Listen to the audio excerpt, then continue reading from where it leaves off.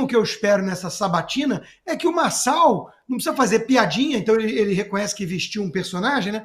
Mas que ele vá para cima com muita firmeza, porque ele está lidando com um comunista perigoso, ou não? Ou não? Vou começar aqui com as eleições de São Paulo. Olha só o que vai acontecer. Pablo Marçal convidou Guilherme Boulos e Ricardo Nunes para sabatinas nos canais dele nas redes sociais. E o Boulos já aceitou. O Pablo Marçal disse na página dele que vai fazer sabatinas sérias, perguntas sem gracinha para falar aquilo que o povo quer. E aí o Boulos respondeu o seguinte: eu topo, nunca fugi de dialogar com ninguém. Será que o Ricardo Nunes topa ou vai fugir? Então, tá aí a promessa desse evento aí nos próximos dias, até domingo, a sabatina do Pablo Marçal com Guilherme Boulos. Vamos ver se vai ter com o Ricardo Nunes ou não. Vamos inverter a ordem, começar aqui com o Salles. O que achou, Salles, dessa iniciativa do Marçal? Olha, eu acho bom para poder ter um enfrentamento sem aquelas regrinhas idiotas do debate, né? O debate, é o que eu sempre digo, o debate antigamente, que não eram tão amarradas, eram muito interessantes. Você assiste os debates da época do Jânio Quadros, do Maluf com a Marta, do Collor com o Enéas e tal, enfim, eram muito interessantes. Então, eu acho que quando você traz para o debate um formato em que você pode perguntar as coisas, você pode contra-argumentar, o outro vem e fala também, e fica um negócio mais orgânico, eu acho que é muito interessante. Eu espero que o Ricardo Nunes tope, da mesma forma que o Boulos topou, e que o Marçal faça as perguntas de fato que sejam pertinentes, toque nos assuntos que são relevantes e dê espaço para que eles respondam sem fugir do assunto, sem tergiversar, enfim, fazer daquilo ali um debate realmente interessante para a cidade de São Paulo. Acho que isso é bom, sim. Agora, Silvio, eu fico impressionado com a capacidade midiática do Marçal e de se reinventar, né? Impressionante como a cada movimento ele arruma uma coisa nova, uma novidade, algo que ninguém nunca fez, ele causa de alguma forma. É muito hábil nisso, né? Impressionante, né, Silvio? Tá se divertindo, né, Brown? Agora, o ponto é o seguinte, eu nunca vi uma eleição municipal com tantos debates e com tantas sabatinas. Algumas, evidentemente, engessadas, né? Debates também com regrinhas, como o Salles acabou de trazer. Eu acho que é bom para o cidadão, para o munícipe, né? Quanto mais debate. Vamos lá, desde que sem cadeirada, sem esse tipo de agressão. O ponto, Brown, que eu queria tocar é aquilo que a gente tem assistido do Boulos nessa reta final. É impressionante. Tem uma foto marcante, até coloquei nas redes sociais, ele comendo sanduíche de pernil no Estadão com o Geraldo Alckmin, né? E aí você olha para o lado e vê quem está mais desconfortável ali naquela foto, se é o Boulos que está virando um Geraldo Alckmin, ou se é o Alckmin que tentou virar um Boulos. É bem complicado. E a eleição presidencial, os dois disputaram. Foi outro dia, não faz tanto tempo assim. E tem um debate em que o Boulos, isso está na internet, quem quiser procurar, o Boulos diz assim para o Alckmin: você não é santo, não. Ele está fazendo uma ligação com o codinome que o Geraldo Alckmin tinha na lista de propinas da Odebrecht, era o santo, né, religioso. Então, você não é santo, não. Aí fala da merenda, que é também uma das marcas da gestão do Alckmin, no Palácio dos Bandeirantes, e o Alckmin responde: você nunca trabalhou, você não tem carteira assinada, você é um desocupado, invasor de terras, de casas. E ali a gente vê, de repente a gente olha e vê os dois terminando a semana num outro evento, que aliás me chamou a atenção, o Chico Pinheiro, no evento ao lado deles ali do Guilherme Boulos, com a Marta Suplicy, também a Marta, que é o retrato da renovação política na cidade de São Paulo, né? E aí você olha, vê aquela cena e o Alckmin dizendo para o Boulos juras de amor. Então eu acho que é uma peça de marketing que foi um fiasco, essa candidatura do Guilherme Boulos, e ainda bem que essa eleição confusa, errada do início ao fim, sobretudo para quem é alinhado à direita. Eu acho que a direita se deu mal, de certa forma, nessa eleição, mas o jogo está jogado, faltam poucos dias, eu torço para que acabe logo. É isso. Consta, e nessa história da sabatina, será que não tem também um pouco de desespero, o componente de quem está atrás nessa disputa, que é o Guilherme Boulos, né? Será que tem que ter um fato novo, né? Tem que ter alguma coisa aí, uma aposta, né? Quem sabe uma aparição ali com o Marçal, será que pode ser uma última Boulos e do outro lado o Nunes numa situação mais confortável? O Nunes não pode cometer nenhum grave erro porque está na frente. O Boulos precisa tentar de tudo. Aqui nos Estados Unidos, a Kamala Harris aceitou uma sabatina com a Fox News, o Brett Baier foi massacrada, né, e estava cogitando ir no Joe Rogan, né? É o desespero. Sobre esse caso aí do Marçal ter convidado para a sabatina, eu vou falar algumas coisas que acho que vai desagradar gregos e troianos, e como eu sou alguém independente, isso é normal, isso acontece com mais frequência do que imaginam aqueles que tentam me reduzir a caixinhas, né? Primeiro lugar, eu estou vendo a reação na internet, né, de muita gente bolsonarista anti-Marçal dizendo que isso é óbvio e prova que o Marçal é um instrumento do sistema para favorecer a esquerda, rachar a direita e blá blá blá, porque ele convidou o Boulos para uma sabatina. Fake news, gente. Ele convidou ambos. O Boulos já aceitou. Então vamos tratar a coisa com transparência, né? Tá bom, talvez possa argumentar que ele ter feito isso no momento em que o Boulos está atrás é uma forma de tentar mexer no jogo. Eu acho que ele não está pensando nisso, acho que ele está pensando nele, né? Agora que eu desagradei um lado, vamos desagradar o outro, né? O Marçal parece muito um político tradicional para quem era um outsider, né? Porque, veja, eu sou da turma que não conseguiria ser político, em que pese ter uns que conseguem, sendo parecido comigo, acho que o Salles é um deles, que não consegue não ser franco, genuíno. O que quer dizer basicamente o seguinte: se eu tiver que ir para o embate com o Dirceu, vai ficar muito claro que eu o considero um sujeito perigoso e bandido. Então eu não vou estar no momento seguinte falando, vamos aqui conversar, Dirceu, sobre a reforma política, porque eu não faria isso com o Beiramar. Então, o meu ponto é o seguinte: ele chamou o Boulos de comunista, não sei o que, esfregou carteira, e ele chamou o Nunes de criminoso que tinha que ser preso. Você tem que tomar cuidado com o excesso de retórica bélica, beligerante no primeiro turno. Eu tentei alertar isso para todos os lados, né? Porque tem o segundo turno, e o que você faz com a sua coerência, né? Então, político tradicional não liga muito para isso. Veja que no Roda Morta, da Vera Magalhães, pelo incrível que pareça, teve uma jornalista que fez uma pergunta séria para o Alckmin, né? Você chamou o Lula de ladrão que ia voltar à cena do crime. O que aconteceu? A resposta dele foi: eleição é canelada. Então você está chamando todo mundo de ladrão aí e não tem compromisso com nada. Então, veja, eu não gosto disso. Eu acho que você tem que ter uma certa coerência. Se você considera o sujeito um comunista perigoso, o mínimo que eu espero nessa sabatina é que o Marçal não precisa fazer piadinha, então ele reconhece que vestiu um personagem, né? Mas que ele vá para cima com muita firmeza, porque ele está lidando com um comunista perigoso, ou não? Ou não? Então, de novo, gente, eu acho que pragmatismo político deveria ter algum limite. Eu não topo tudo pela vitória, né? E quanto ao Boulos, que é a grande ameaça, em que pese o Nunes ser ruim, ser tucano, pelo menos ter um vice bom, a minha coerência de sempre, é o que eu falo desde o primeiro turno, né? Mas eu fui rotulado de Marsalete, sei lá o quê.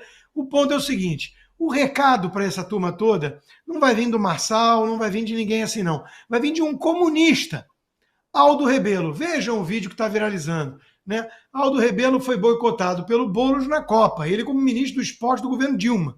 Ele alertou para Dilma: esse cara é perigoso, imaturo e irresponsável. Agora ele está aí nas forras, né? Não vai ter Copa não, dizia o Boulos. E agora o Aldo Rebelo, comunista, raiz, diz: não vai ter Boulos não, gente. E só para fechar esse tópico, dá uma olhada aí, Silvio. Salles, só vou colocar aqui na tela a foto que o Silvio mencionou, o Cláudio, nosso diretor, pegou. Tá aí, ó, o Alckmin e o Guilherme Boulos comendo o lanche de pernil. Fala aí, Salles.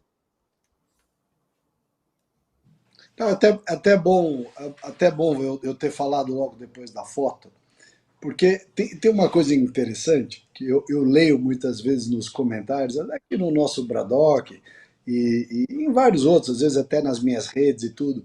Assim, o Salles é muito bravo para criticar a aliança com o Centrão, não sei o quê, e não fala nada do Alckmin. Né? Não fala nada do Alckmin, não critica o Alckmin. Quando alguém fala, o Rodrigo fala sempre esse negócio de que o Geraldo falou que o ladrão ia voltar à cena do crime, não sei quem fala, o Silvio falou agora. Na verdade é o seguinte: a minha opinião sobre a pessoa física do Alckmin Ele é um avô, pai de família, um cara decente dentro da sua trajetória pessoal na sua família.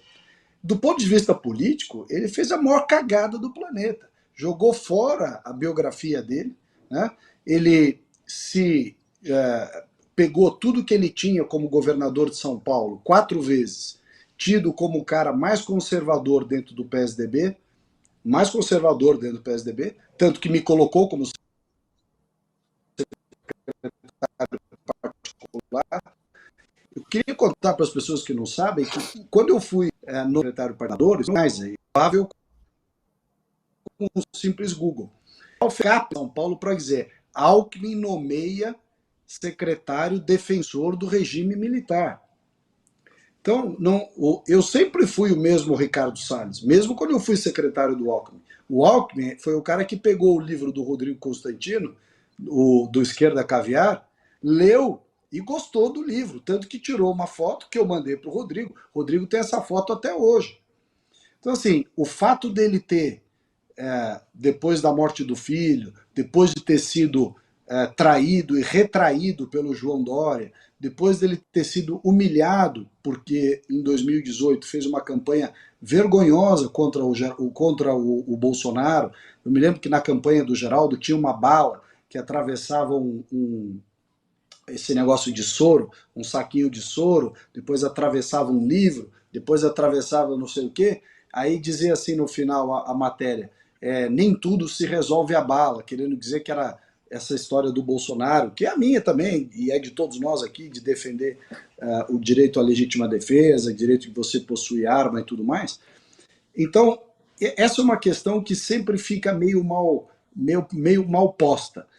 Eu não o critico na pessoa física, porque eu fui secretário dele 2 vezes. E eu não vou criticar uma pessoa na pessoa física dele, dizer que ele é mau caráter, que isso, que aquilo, blá, blá, blá. Uma pessoa que me ofereceu 2 vezes a opção de eu ser secretário. Da mesma forma que eu nunca, jamais vou criticar o Jair Bolsonaro. Nunca. Por quê? Porque eu tenho gratidão, tanto por um que me ofereceu por 2 vezes para ser secretário, o outro me ofereceu para ser, me convidou para ser ministro do Meio Ambiente, em que pese eu discorde de 100% das coisas que o Geraldo Alckmin tem feito, das posições que ele adotou, dessa merda de dizer Lula, Lula, viva Lula. Porra, se eu pudesse, eu falaria isso tudo para ele. Agora, que é uma vergonha. Ele se bandiou pro lado de lá, porque foi abandonado pelo PSDB, porque foi traído pelo João Dória, porque errou o tom da maneira com que se posicionou de 2018 em diante, não entendeu que a sociedade conservadora, inclusive os eleitores do PSDB, tinham migrado para o lado conservador da direita. Aquele discurso que ele adotou na eleição em 2018 e todo esse aprofundamento que culminou com essa cagada de virar vice do Lula e fazer essa coisa toda, botar boné do MST e tal. Quer dizer, se as pessoas ficam constrangidas, vocês imaginam eu, que fui secretário particular dele, secretário de Meio Ambiente. Mas isso tem uma mudança de curso dele a partir dali, daquela derrota em 2018 em que ele teve 4%, eu não lembro quanto ele teve, se ele teve 4%, 4,5%. Foi uma derrota assim, vergonhosa para alguém que foi governador de São Paulo 4 vezes e que tinha, por sua vez, na sua coligação, 12, 15 partidos, o maior tempo de televisão, puta fundo eleitoral, que, aliás, foi a mesma fórmula do Rodrigo Garcia, e por esta mesma fórmula o Rodrigo Garcia também perdeu. E esta é a mesma fórmula do Ricardo Nunes, que se não fosse a cagada do lado falso do Marçal, também não teria ido para o segundo turno. Quem estava no segundo turno era o Boulos com o Marçal. Então é importante lembrar aqui, porque o pessoal fica agora, olha lá, os intergalácticos perderam, olha lá como que a gente tinha razão. Meu filho, o Marçal estava no segundo turno, ia passar por cima do Nunes. O Nunes tem, acho que, 12 partidos, 65% do tempo de televisão, uma fortuna sem limite de orçamento de campanha, ia tomar um chocolate do Marçal. O Marçal fez a cagada de publicar aquele laudo falso, se ferrou e não foi para o segundo turno. Mas ia dar no segundo turno Boulos e Marçal, em que pese toda a máquina, todo o mau posicionamento, todas as contradições, como bem disse aqui, voltar um pouquinho atrás, como bem disse aqui agora no programa, o próprio Márcio Bittar. O que o senador Márcio Bittar acabou de dizer no programa? Pô, que pena que a direita em São Paulo não tinha um representante. Então, quando esses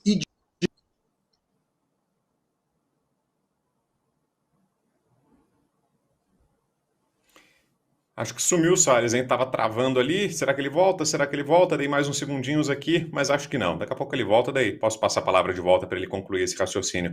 Vou avançar aqui para a nossa próxima pauta, que é o seguinte: a participação do Lula hoje no encontro dos BRICS. Como você sabe, o Lula teve aquele acidente doméstico no final de semana, caiu cortando a unha do pé no banheiro, bateu a cabeça, por isso não viajou para a Rússia, mas ele participou à distância. Enviou um vídeo gravado que foi exibido lá na cúpula dos BRICS hoje. A nossa equipe separou. Vamos ver. Evitar uma escalada e iniciar negociações de paz também é crucial no conflito entre Ucrânia e Rússia. No momento em que enfrentamos duas guerras com potencial de se tornarem globais, é fundamental resgatar nossa capacidade de trabalhar juntos em prol de objetivos comuns. Por isso, o lema da presidência brasileira será fortalecer a cooperação do Sul global para uma governança mais inclusiva e sustentável. Companheiros, espero vê-los na próxima cúpula para construir mais um capítulo da nossa história comum. Muito obrigado, presidente Putin, e muito obrigado aos companheiros que estão em Kazan. Большое спасибо, господин президент. Бразилия действительно принимает от нас председательство в БРИКС, и мы сделаем со своей стороны все возможное для того, чтобы поддержать вас и чтобы эта передача была эффективной, уверены, что лидерство БРИКС переходит в надежные руки. Спасибо большое. Então, trecho dessa participação hoje do Lula no encontro dos BRICS. Antes de a gente comentar a fala do Lula, deixa eu só voltar aqui com o Salles, que retomou o contato aqui. Quer concluir, Salles? Quer que eu traduza a fala do Putin? Aí eu não tenho necessidade. Pode ser também. Não, ele falou, esse Lula é burro pra cacete, só falou besteira, não sabe nem falar a palavra cúpula, falou culpa, mas tudo bem, foi isso que o Putin falou, para tocar o programa aí. Então vamos embora. E aí, Silvio, suas considerações sobre essa aparição do Lula hoje e a mensagem que ele deixou? Eu, por dever de ofício, eu tive de acompanhar a fala inteira, então não tem só culpa, tem broco, tem queremo, tem de tudo ali, né? Assassinou a língua pátria com teleprompter, o que é algo raro, né? Ali era o Lula, no seu momento, Celso Amorim, lendo aquilo que o Celso Amorim, né, o anão diplomático brasileiro, preparou para ele, então, evidentemente, um discurso antissemita, um discurso com novos ataques a Israel, a dificuldade que o governo brasileiro tem de se posicionar contra o terror. Israel luta contra o terror há mais de um ano, aliás, por outras fronteiras, né? Não só mais em Gaza, mas com o Hezbollah no Líbano, com várias outras frentes. Um discurso em que ele consegue criticar de novo o dólar como moeda corrente internacional, apresentar a tal da moeda dos BRICS. Ele trata o Banco dos BRICS, né? Um banco que é um agrupamento de países informal. Acho que a dotação inicial lá era de 100 bilhões de dólares, não sei se algo mudou, mas desde que ele tirou o Marcos Trujillo da presidência e colocou a Dilma Rousseff, ele acha que o banco é dele. Então ele falou assim, vamos passar um dinheiro ali para a Venezuela, tenta passar para a Argentina, e segue nessa caçamba de entulho ideológico do planeta. Esse é o alinhamento diplomático, o momento mais infame da nossa diplomacia. É o que eu vi, Brown. O resto é mais do mesmo. Mas a fala dele é bem esquisita. Para quem tiver estômago, sei que está tarde também, é complicado, pode ter pesadelo, mas se quiser acompanhar alguns trechos, é uma fala bem esquisita. Agora, Constantino, até aproveitando sua expertise aí na área da economia, queria que você falasse um pouquinho para a gente sobre essa nova bola da vez aí, que surgiu como uma palavra de ordem forte aí nesse encontro. A Dilma Rousseff bateu nessa tecla no encontro que ela teve com o Putin, que é a tal da desdolarização. Esses países, a Rússia, encabeçada esse movimento pelo Putin, estão querendo se desvincular do dólar americano nas negociações. O que é que está por trás disso, Constantino? Explica um pouquinho para a gente. Brown, para responder, basta saber que a Dilma está endossando, então é ruim. Eu vou chegar lá, prometo. Antes, deixa eu só resgatar algumas coisas aqui. Em primeiro lugar, a gratidão é um valor decente, conservador, né? A lealdade. Então, o Salles foi educado em não poder chamar o Alckmin de mau caráter ou canalha. Eu posso. É mau caráter, sim. É canalha quem faz o que ele faz. Né? Mesmo que tenha sido traído pelo Dória, pelo PSDB, o que ele fez mostra que ele é um sujeito que não vale nada. Agora, vamos lá. Também vou ter que te corrigir agora, Brown. Olha só, estou num papel aqui de arrogância total.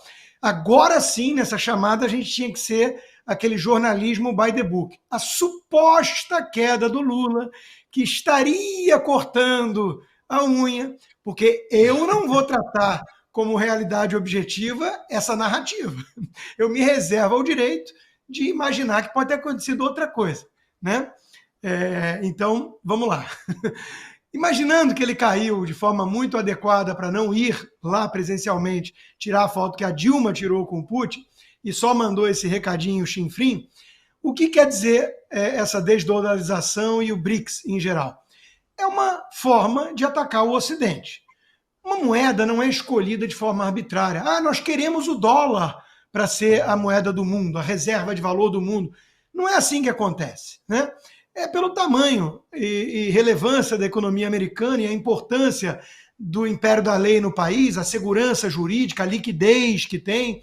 Quem é que vai aceitar fazer negócios no mundo livre, no mundo ocidental, no mundo decente? Quem é que vai aceitar fazer negócios em yuan ou em reais? Em reais, né? Ninguém, só um louco. Pergunta se o Bill Gates, que dá prêmiozinho para o Lula, quer transformar a fortuna toda dele em bilhões e bilhões de reais. Ele pode virar até trilionário já, olha que beleza. Ele daqui a pouco já tem o quê? 200 bi, que nem o Elon Musk, sei lá. Ele pode ser um cara trilionário em reais. Pergunta se ele topa mudar. Então, o dólar é a reserva de valor por um motivo. Por um motivo, ou por alguns motivos. Isso não é uma questão de vontade política. Na cabeça oca de bagre dos esquerdistas, tudo é vontade política. Veja o Boulos explicando como é que resolve o problema da previdência pública, né, do servidor público. Ele falou isso com muita empolgação, como se tivesse descoberto que o MST criou a cisterna, por exemplo, que deve ter o quê? 4 mil anos, não sei. Mas os mesopotâmios já tinham. Então ele virou e falou assim, olha, é muito simples, você contrata mais servidores públicos, que você vai arrecadar mais e aí não vai ter o problema do déficit da Previdência Pública. Cara, o cara é um gênio. Então essa é a turma que pensa na esquerda, né?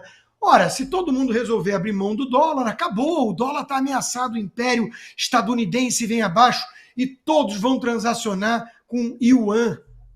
Tem que combinar só, inclusive, com os russos corruptos do regime do Putin, a turma de Brasília, a turma corrupta da Venezuela e todos esses que não mantêm a fortuna deles em reais. Deve estar na Suíça em dólar. Então, tudo isso é babaquice. Agora, o que está por trás aí sim é sério. BRICS, repito, virou um instrumento de anti-ocidental, anti-americano, basicamente liderados pela Rússia e pela China, para ameaçar na guerra que eles pretendem fazer com a América, o próprio Ocidente. Tanto que hoje o Irã faz parte. Tanto que hoje a Miriam Leitão, maior assessora do Lula para assuntos econômicos, aquela que diz, sim, está tudo muito ruim, mas veja como isso é bom, até a Miriam Leitão, na coluna de ontem, ela disse, o BRICS era para ser um acordo econômico e está virando muito político, isso é um problema para o Lula. Até ela está preocupada. Os tucanos globalistas estão horrorizados com o Lula só seguindo o compromisso do Foro de São Paulo e ignorando o acordo com os globalistas nessa aliança nefasta, que é a razão pelo qual o mau caráter do Alckmin está lá. Né? Então, eu peguei uma imagem aí do Armínio, né? O Armínio também está preocupado. Deu tempo já, Franco, de mostrar o Armínio? Brasil deve defender ideais ocidentais no cenário global. Poxa, Armínio, filhote do Soros, você fez o L e não sabia que o Lula era do Foro de São Paulo? Era pró-Cuba, Nicarágua e Venezuela? Que valores ocidentais é esse que você quer que o Lula defenda? A histeria ambientalista? o progressismo woke, então o Arminio é outro cara de pau, é outro que eu vou colocar na mesma categoria do Alckmin, porque o sujeito com o sucesso dele não pode ser um alienado, né? Então, se não é alienado e fez o L, só pode ser o quê? Mau caráter. Então está lá preocupado com o que está acontecendo com o Brasil. E o que está acontecendo com o Brasil é que, graças a esses tucanos canalhas que fizeram L para salvar a democracia, hoje o Brasil é oficialmente parte respeitada pelo Putin, do eixo do mal. E eles estavam preocupados que o Bolsonaro ia transformar o Brasil num pária mundial. Com o meu amigo Marcos Troiro, no lugar da Dilma, tocando o Banco do BRICS, né? Com um diplomata pró-Ocidente como o Ernesto. Bolsonarista, tacanho. O cara é totalmente pró-Ocidente, um cara, bem preparado, né, treinado, Ernesto Araújo. Agora quem é? Um dos barbudinhos lá, oficialmente é um lá qualquer, mas na prática é o Celso Amorim, que prefacia livro pró-Hamas. Parabéns aos envolvidos. Eu vou me reservar o direito, como independente que estou, de chamá-los todos de canalhas e mau caráter.